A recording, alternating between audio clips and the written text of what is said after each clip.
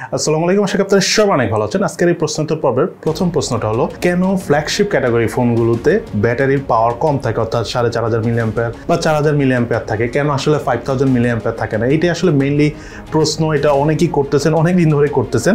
এই প্রশ্নের উত্তরটা দেওয়ার আগে একটা কথা বলে রাখি, অ্যাকচুয়ালি আমাদের একটা কনসেপ্ট রং আছে যে আমরা ভাবি যে 6000 7000 মিলি অ্যাম্পিয়ার ব্যাটারি হলেই বুঝি ফোনের চার্জ অনেক বেশি থাকবে। আসলে ফোনের চার্জ বেশি থাকবে কম থাকবে এটা ডিপেন্ড করে আপনি কীভাবে ইউজ করতেছেন, আর ফোন কীভাবে আপনি যে জিনিসগুলো ইউজ করতেছেন সেটা অপটিমাইজ করে আপনাকে সার্ভিস দেয়। ঠিক আছে, সো দামি ফোনগুলোর ক্ষেত্রে হয় কি, তাদের অপটিমাইজেশন লেভেলটা অনেক ভালো থাকে এবং প্রসেসরগুলোর যেই ট্রানজিস্টর থাকে সেটা অনেক ছোট থাকে, মানে ন্যানোমিটার বেসটা অনেক কম থাকে। সো দেখা যায় যে কম চার্জ দিয়েই অনেক কাজ করা যায় ওগুলো ফোনে। দ্যাটস ওয়াই তারা আসলে বড় ব্যাটারি দেয় না। আরেকটা কারণে তারা বড় ব্যাটারি দেয় না, যেটা নর্মালি আমরা সবাই জানি, সেটা হলো বড় ব্যাটারি দিলে ফোনটা একটু মোটা হয়ে যায়। সো মানুষ এখন একটু স্লিম ফোন পছন্দ করে। সো ফ্ল্যাগশিপ ফোনগুলো আসলে ট্রাই করে একটু স্লিম রাখতে। আর একটা বিষয় হলো, বড় ব্যাটারি দিলে ফোন হিট হওয়ারও চান্সটা অনেক বেশি থাকে।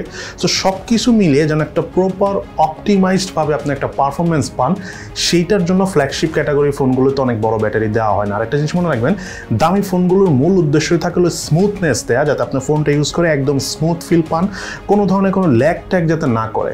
সো ওভারঅল অপটিমাইজ রাখার জন্য একটা স্ট্যান্ডার্ড ব্যাটারি তারা মেইনটেইন করে। আবারও আমি বলতেছি আপনাদের যে দামি যে ফোনগুলো বা ফ্ল্যাগশিপ ক্যাটাগরি যে ফোনগুলো, সেগুলো অপটিমাইজড খুব ভালোভাবে করতে পারে, প্রসেসর অনেক শক্তিশালী থাকে, ব্যাটারি কম কনজিউম করে।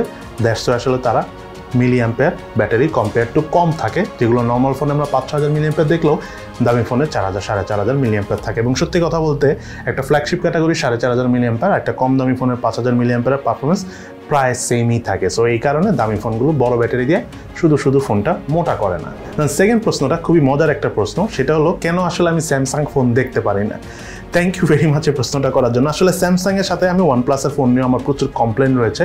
অ্যাকচুয়ালি আমি তো দেখতে পারি না, ব্যাপারটা তেমন নয়। সেটা হলো, স্যামসাং ফোনের আমি অনেক ব্যাড ইউজার রিভিউ পাচ্ছি, আর কি অনেক কমপ্লেন পাচ্ছি, এই সমস্যা ওই সমস্যা, ল্যাগ প্রবলেম, কিছুদিন পর হ্যাং করে, তারপরে ডিসপ্লে প্রবলেম কমন। আর ওয়ানপ্লাসের রিসেন্টলি গত 6-7 মাস ধরে নানা রকম কমপ্লেন, স্পেশালি আপনারা সবাই জানেন রিসেন্টলি যে ওয়ানপ্লাসের ডিসপ্লেতে গ্রিন লাইনে একটা প্রবলেম রয়েছে, ডিসপ্লে ইস্যুস রয়েছে, দেন ওয়ানপ্লাসের ফোন ব্লাস্টও হয়, ওয়ানপ্লাসের ফোন ওভারহিটও হয়। সো অনেক কমপ্লেন। দ্যাটস আসলে ওয়ানপ্লাস এবং স্যামসাং থেকে আমি বিরক্ত। তবে স্যামসাংয়ের উপর মেইনলি বিরক্ত আমি একটা কারণে, গত প্রায় 1 বছর বা 1.5 বছর ধরতে পারেন, গত বছরের জুন জুলাই থেকে এখন পর্যন্ত বিরক্ত। সেটা হলো, স্যামসাংয়ের এখনকার ফোনগুলো একটাও ভ্যালু ফর মানি ফোন না। যাই বের করুক না কেন, প্লাস্টিক ডিভাইস, দাম অনেক বেশি। সো আমার কাছে একটা জিনিস খুব খারাপ লাগে, আমার কেন জানি মনে হয় আমাদেরকে ঠকানো হয়।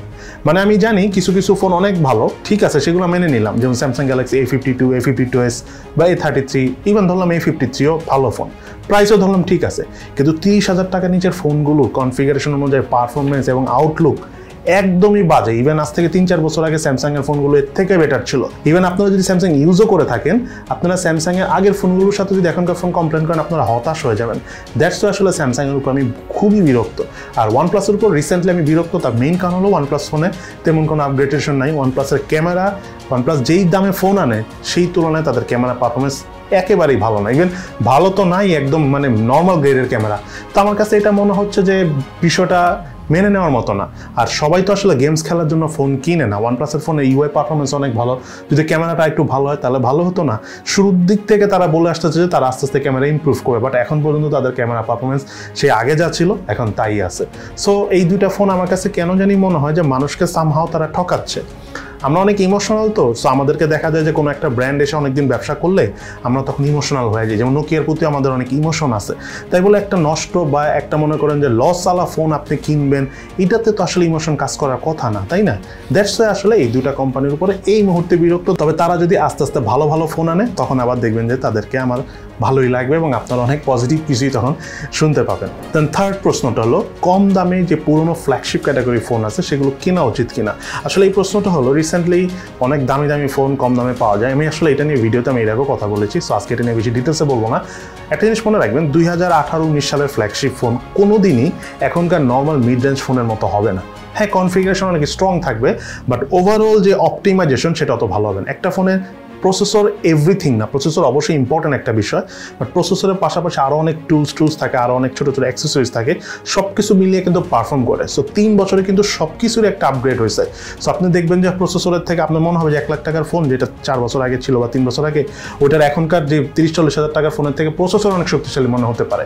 বাট নতুন যেই আপনার অ্যাপসগুলো অনেক ভারী হয়ে গেছে, ইভেন ফেসবুক অ্যাপসে এখন অনেক ভারী অ্যাপস, তারপর আরও অনেক ছোটো ছোটো অ্যাপস রয়েছে যেগুলো দেখতে ছোটো, বাট ইউজ করতে গেলে বোঝা যায় এগুলো কত বড়।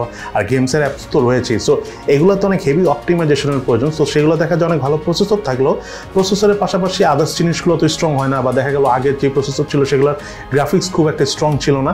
তো আলটিমেটলি না পারফরমেন্স খুব একটা ভালো পাওয়া যায় না। আরেকটা বিষয় হলো যেহেতু 4 বছরের পুরাতন ফোন, সো ফোনটা এতদিন হয়তো বসাই ছিল, সো ওইখান থেকে কিন্তু কিছুটা পারফরমেন্স ড্রপ করে। আর সেকেন্ড হ্যান্ড ফোনগুলো তো কথাই নেই, আরও পারফরমেন্স ড্রপ করে। ইভেন এখনকার যুগ অনুযায়ী আপনি যদি 2 বছর আগের ফোনও কিনেন, সেটাও আপনার জন্য লস। আপনি অনেক কিছুই দেখবেন যে কনফিগারেশন আছে ঠিকই ফোনের, বাট ওইভাবে পারফর্ম করতে পারতেছে না। কারণ এখন শুধু ফোন আপডেট হয় না, ফোনের সাথে সাথে অ্যাপসগুলোও কিন্তু অনেক আপডেট হয়। আপনি যদি খেয়াল করেন ফেসবুকের অ্যাপস, ইনস্টাগ্রামের অ্যাপস বলেন, বা ইভেন ইউটিউবের মতো অ্যাপসগুলো কিন্তু প্রতি সপ্তাহে আপডেট হয়, এবং যত আপডেট হয় তত ভারী হয়। আর গেমস তো আরও ভারী হয় এবং আরও অনেক আপডেট হয়। সো এর থেকে বেটার হয় আপনারা টাকা যদি আপনার বাজেট কম থাকে বা বাজেট যদি টাইটও থাকে, নতুন ফোনগুলো নিয়েন, বেশি পুরাতন ফোন নিয়েন না, নিলে 1-2 বছর আগের ফোন, মানে গত বছর আর এই বছরের ফোন নেন, তার আগে ফোনগুলো নিয়েন না। এটা আসলে আলটিমেটলি খুব একটা লাভ হবে না। দেন সর্বশেষ প্রশ্ন হলো Redmi Note 12 এই ফোনটা কবে আসবে? Redmi Note 12 আমরা যতদূর জানি আগামী নভেম্বর মাসে আসবে। অক্টোবরের শেষের দিকে হয়তো আমরা ফুল ইনফরমেশন পাবো, অর্থাৎ আগামী মাসে, দেন আপনাদের সাথে শেয়ার করতে পারবো। বাট যে বিষয়টা নিয়ে আমরা খুব ভয় পাচ্ছি সেটা হলো এমন হতে পারে যে মিডিয়াটেকের প্রসেসর দিয়ে এবার Redmi Note 12 আসতে পারে। এখনও কনফার্ম না, কারণ প্রসেসর নিয়ে ওয়ার্ল্ড ওয়াইড একটা এক্সট্রিম লেভেলের ক্রাইসিস চলতেছে। সামহাও রাশিয়া ইউক্রেনের যুদ্ধ এবং বাংলাদেশের ডলার ক্রাইসিসের কারণে এই বিষয়টা নিয়ে খুব একটা কথা বলা হয় না। বাট মেইন সমস্যা কিন্তু প্রসেসরে, এবং এই প্রসেসরের সমস্যার কারণে কিন্তু এই বছর খুব একটা কোম্পানি ফোন ওইভাবে বের করছে, আপনারা দেখবেন নর্মাল প্রসেসর দিয়ে।